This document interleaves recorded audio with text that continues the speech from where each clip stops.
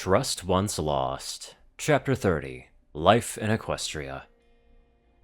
Why doesn't Green have to go to school? Asked Applebloom. This ain't about what happened with Diamond, is it? She's not in trouble. Explained Applejack. We just think it would be better if she had a couple of days to settle into living in Ponyville. But yesterday you said... I know what I said yesterday. Said Applejack. But it was a mistake to send her back to school before she's ready. You saw what happened? Applebloom squinted at her sister. You're not gonna be doing the whole overprotective big sis routine again, are ya? Asked Applebloom. You know, I'm sitting right here. I said. Winona rubbed up against me again, and I scratched her ears as best as I could with a hoof.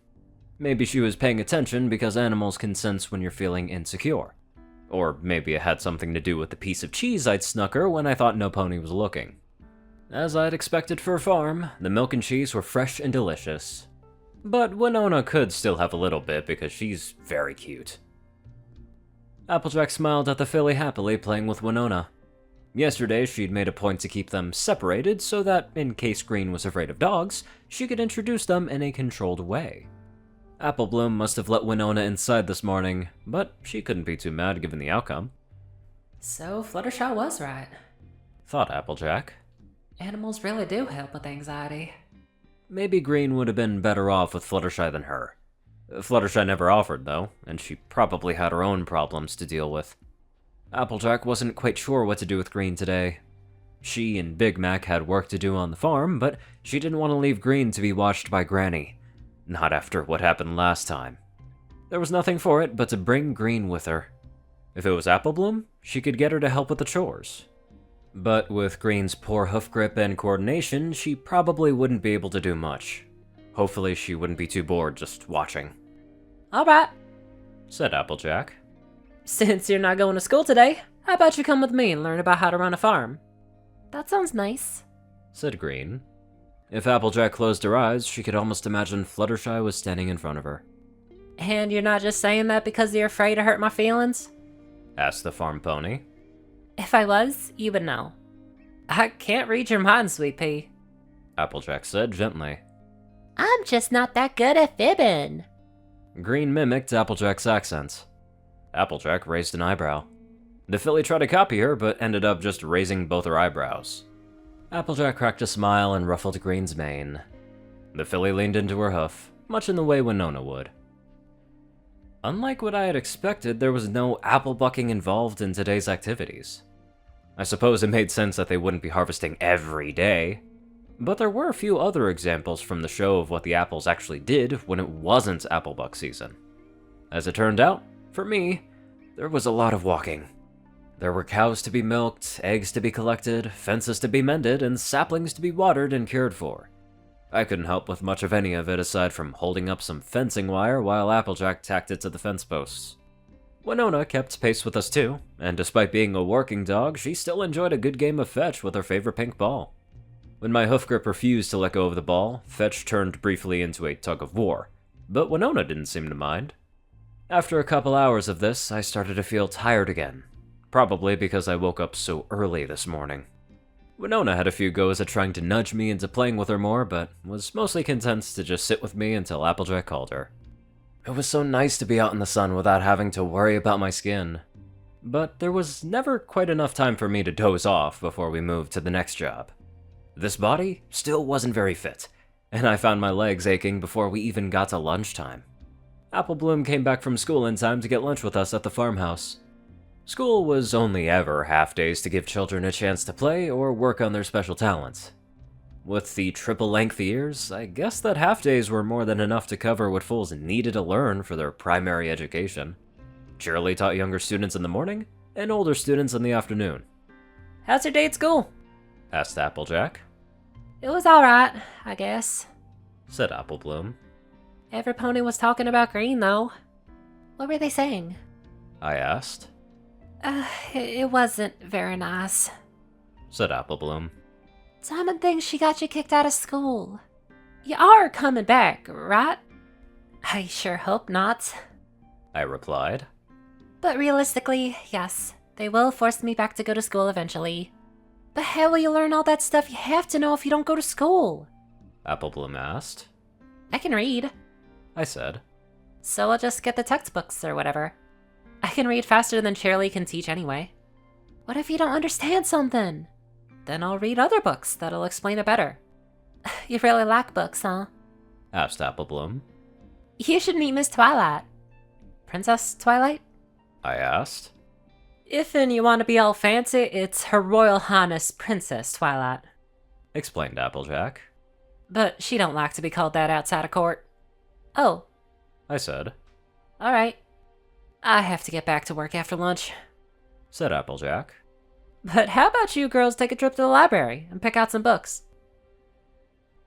Whether it was because she'd been cooped up in school while I was walking around all morning, or just because the farm filly was so much fitter than me, I was straining to keep up as she led the way through Ponyville. I could tell that she was getting impatient with my pace, and I struggled to control my breathing, so it wasn't obvious how out of shape I was. I'd never really thought about it before, but after the library tree got destroyed, the Castle of Friendship became the new public library. It was much more imposing in person, or pony, easily a dozen stories tall, with walls several feet thick of partially translucent crystal.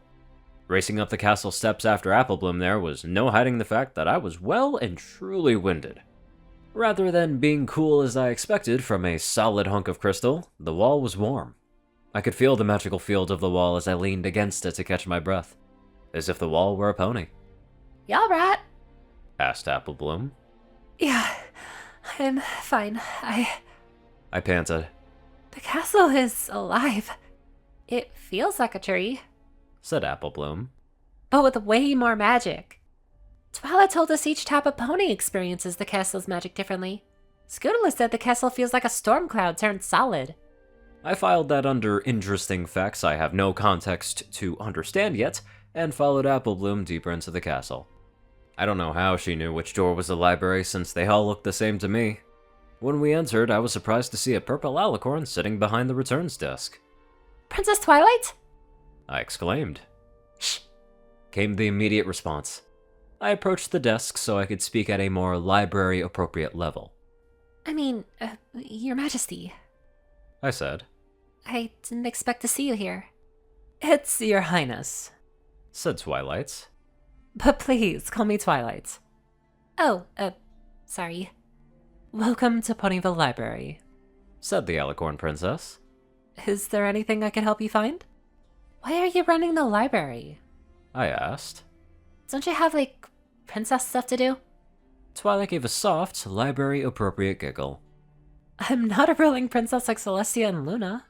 Explained Twilight. So no, not really. I almost asked if she was bored. But then I remembered that this was Twilight, and she was surrounded by a library 3 stories tall that she no doubt had the royal prerogative to reshelve as often as she liked. I almost just asked for a book about magic, but then I realized how dumb that would have been. I'd have to be much more specific, especially with Twilight. The problem was that I didn't know enough about magic to even know what I was looking for. Beyond that, I probably didn't have the cultural context to understand what I was even reading if I found it. Alright, let's try to cover all the bases and see how many books she'll let me take. I'm looking for the shortest history book you can find that covers history from ancients to modern. A book on pony anatomy, a medical dictionary, a first aid manual, a book that covers the fundamentals of magic, a dictionary for magical terms, and a book that gives a brief overview of the history of magic as a field of study.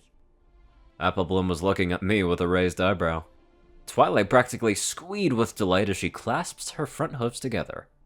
Oh, and a book on royal etiquette. I added, glancing at her wings. Wow, that's a lot of books. Twilight said, before squinting a little. Is this for a school project? Nah. I decided to mess with Twilight a little. I got kicked out of school. Twilight's look of horror was cut short by Applebloom, who nudged me. No, you didn't. Applebloom said before turning to Twilight. She's just taken a couple of days off from school to settle in. Of course. Said Twilight. They said you had a dark sense of humor. Naturally, Twilight would think that getting expelled was the darkest thing to joke about. Wait. I felt as if a bucket of ice water had just been poured over the back of my head. Who told you that? I kept my voice even as I struggled to control my breathing. I was suddenly aware of how much taller Twilight was than me, and the silence of the library that had been comforting became unsettling. I was a little shocked when Applebloom put her fetlock on my withers. It's okay, Green. Applebloom said. Twilight's a nice pony. She's not gonna make fun of you. That's not what I'm afraid of. I almost said as much until I thought better of it. What am I afraid of? I'm fine. I said. I'm just... I was surprised. Applejack must have been talking to her about me. Which I guess wasn't technically a violation of my trust, since she never said she would keep anything between us a secret. But still, I felt betrayed. I was looking at the floor, and I flinched when Purple Hoof suddenly appeared in front of me. Twilight had used her wings to leap over the library counter. Oh, I'm so sorry. She said. I didn't mean to make you feel anxious. It's fine. I said. Breathe in, breathe out.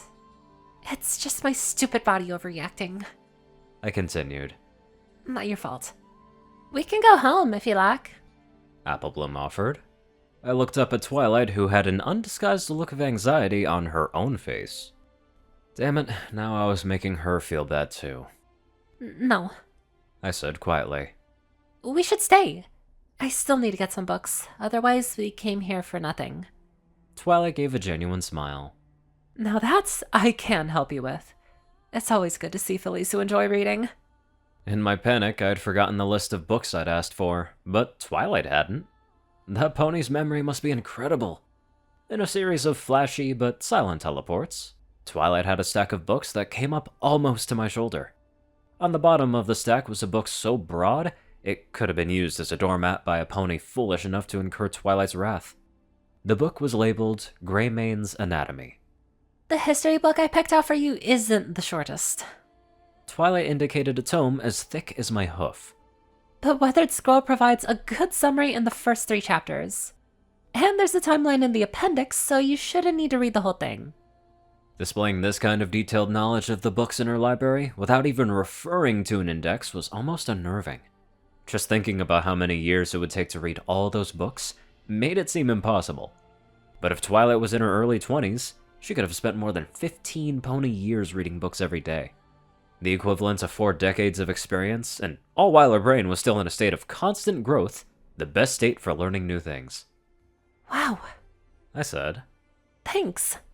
Or she may have just memorized the best books on common topics, which was still a hell of a lot of books. Normally, you would only be allowed to check out 5 books. Twilight explained. But since Applebloom is here too, she can check out on the other books for you.